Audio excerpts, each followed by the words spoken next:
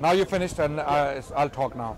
First of all, you said the Guru Nanak Ji was not a Muslim, and I accept that he was not a Muslim. Although a lot of Muslims try to claim that he was a Muslim, he died a Muslim because he believed in certain aspects of Islam. And what we know of Guru Nanak Ji is that he said clearly that Prophet Muhammad was a prophet, and Muslims should follow it. You acknowledge that already. Now,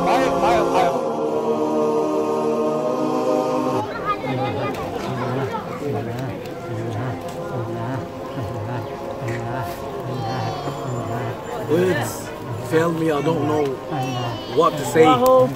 He stopped me and he's just been pointing at his heart. He's been taking my hand and pressing it against his stomach. I'm not sure why, maybe because of hunger. But I've been told he's got a heart problem as well. What are we supposed to do? What are we supposed to say? Like, what is his crime?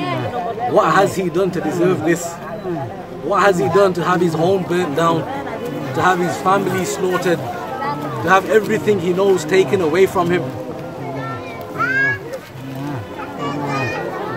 To have to seek refuge in another country, not knowing whether you're going to get the medical care that you need, not knowing whether you're going to get where your next meal's coming from.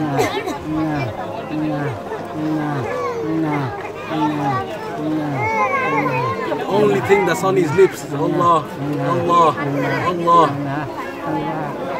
I suppose that's the only thing that he's got left.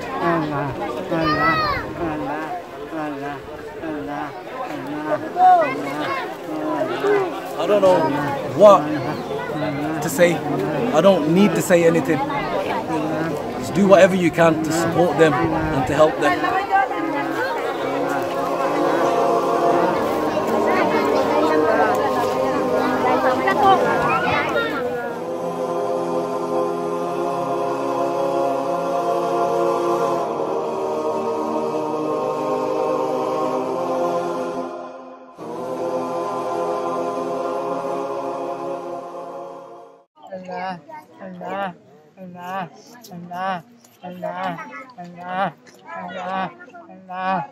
Because we the Muslims, you see the Guru, the reason why I keep going back to Guru Nanak Ji is that Guru Nanak Ji is considered to be the founder of the Sikh religion. Guru Nanak Ji, okay?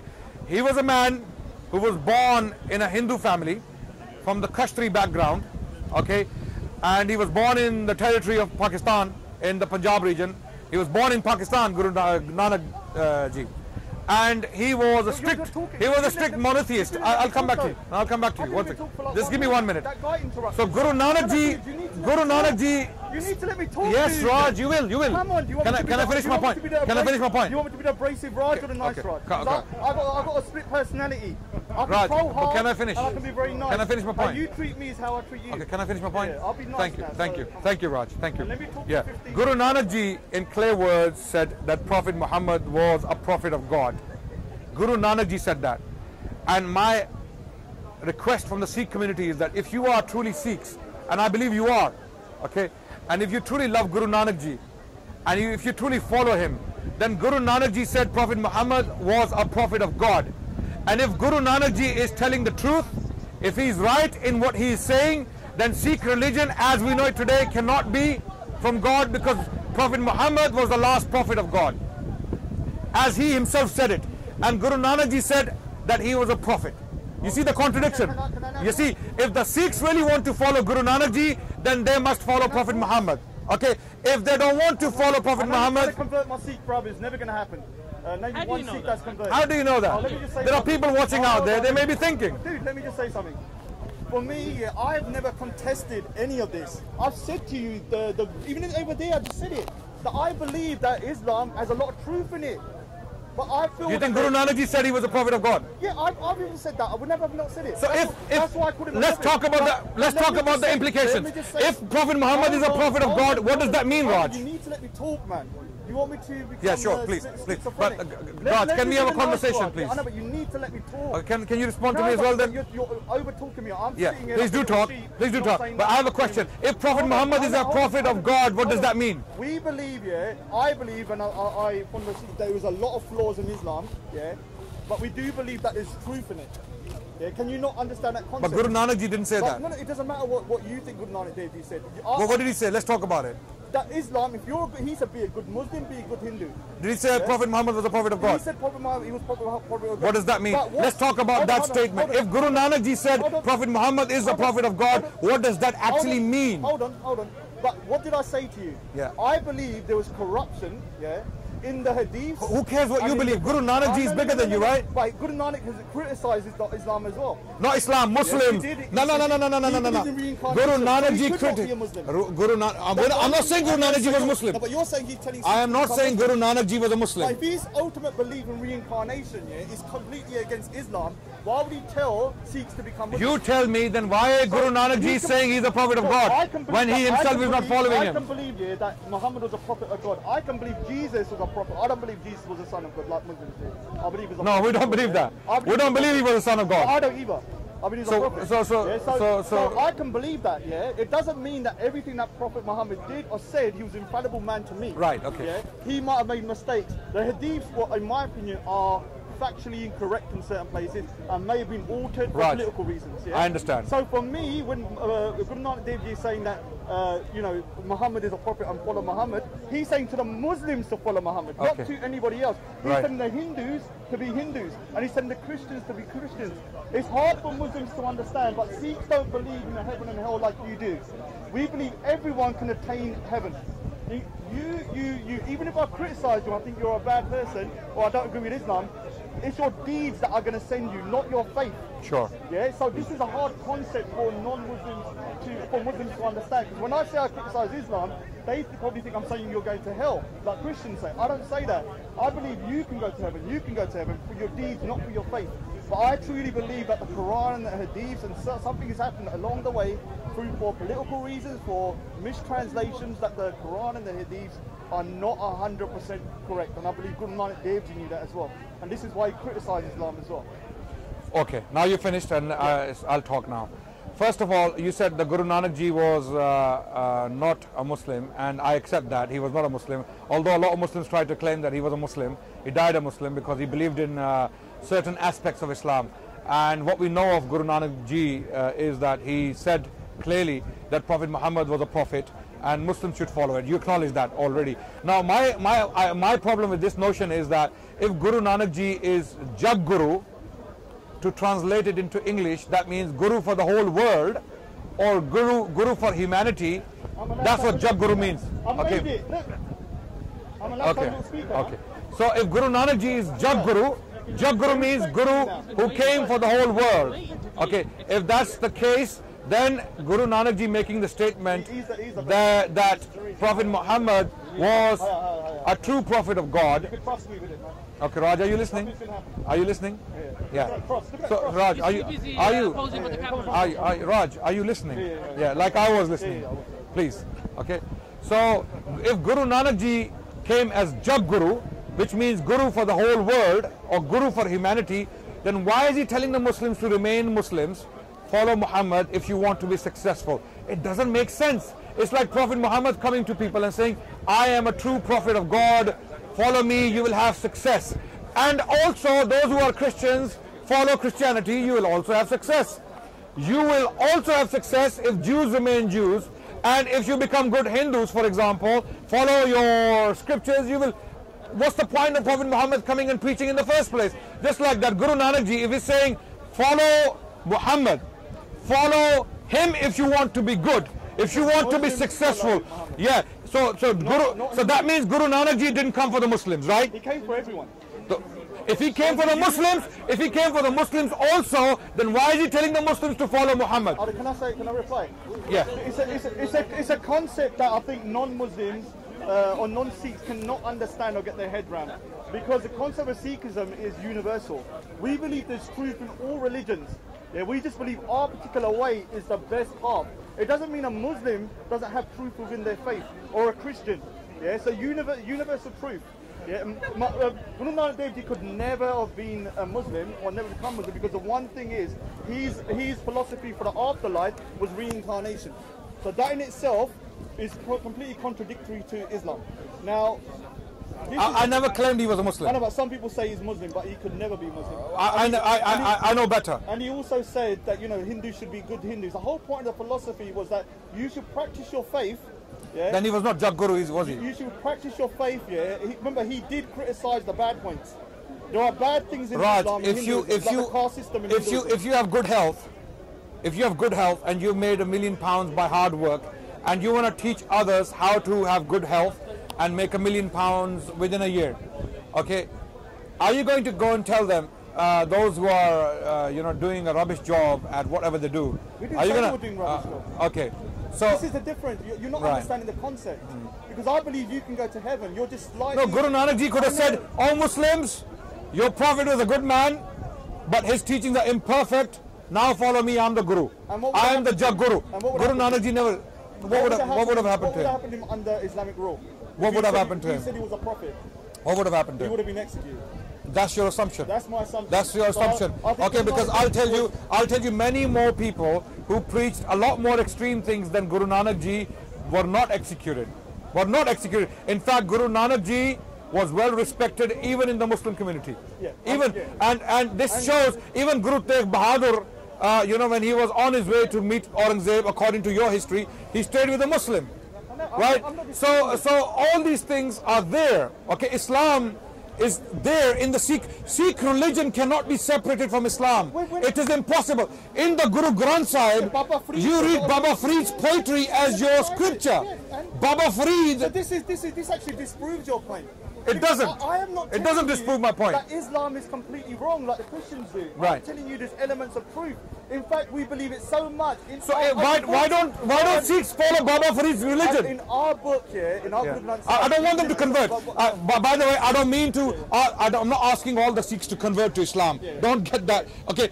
If you want to, if you're convinced, it's your choice. But we're not out here to force you to come into Islam or put Islam down your throat. And Raj is not here for that purpose.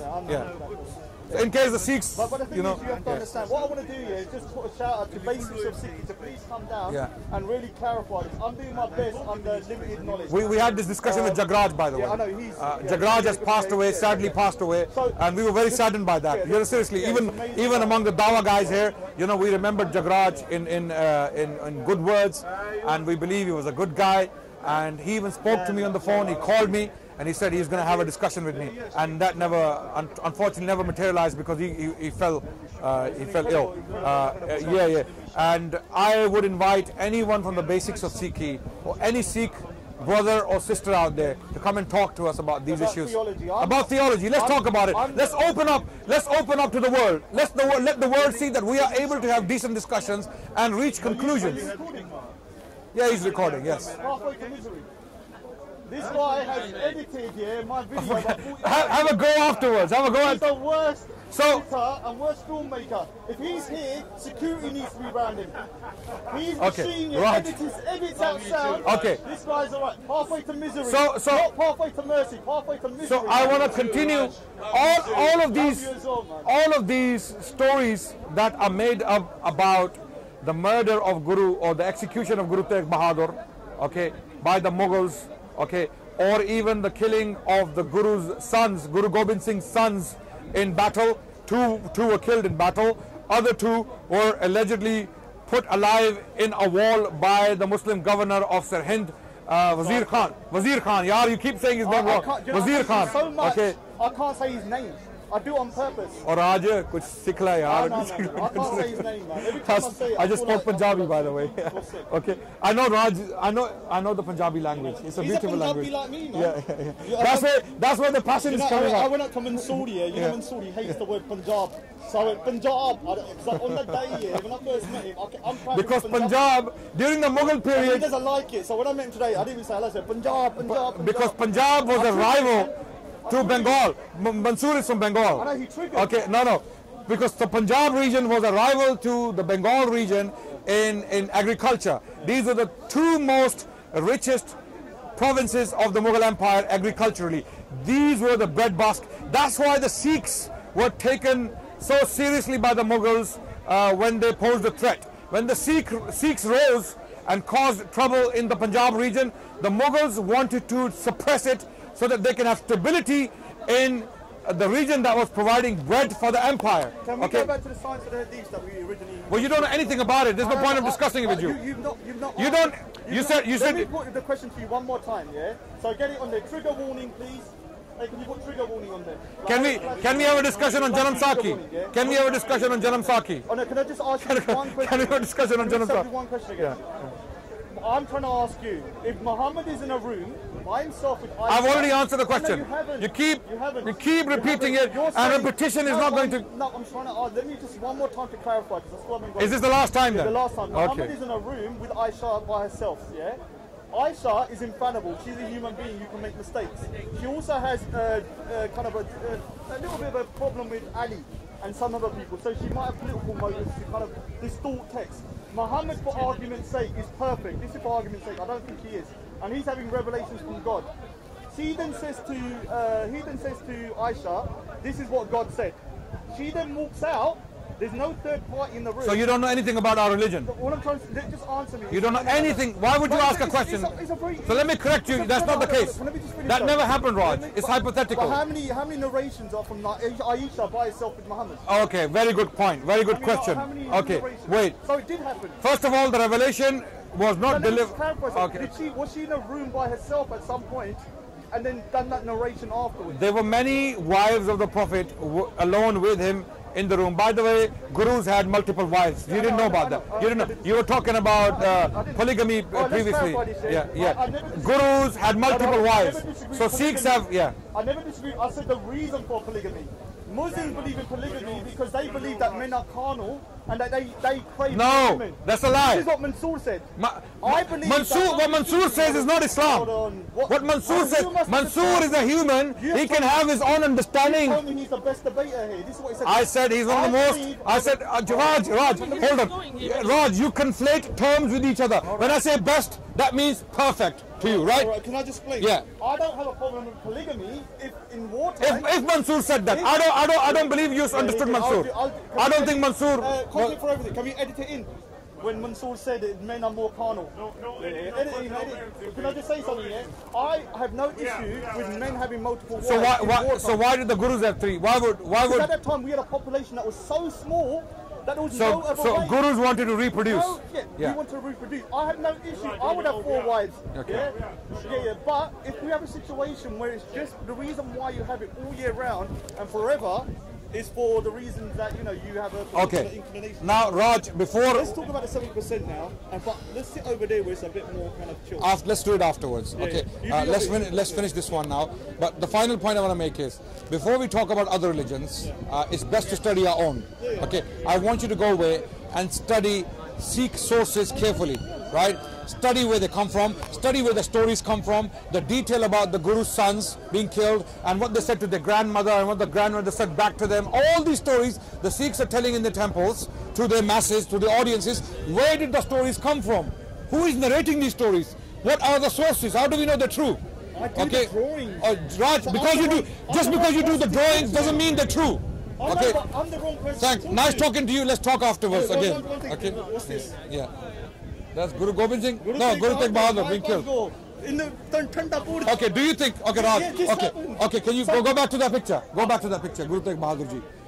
Do you think the entire Mughal Empire stopped to see Guru Tegh Bahadur's execution? No. Do you think they cared that much? This is an interpretation. This is, exactly, it is a false interpretation. The Mughals, the world did not stop. Yeah, very good one. That's very good likeliness. That's very, but I thank you for having a decent discussion. It's getting better. It's getting better. They trust me now. Look. Trust me. We need to talk about the hijab. I do love the hijab.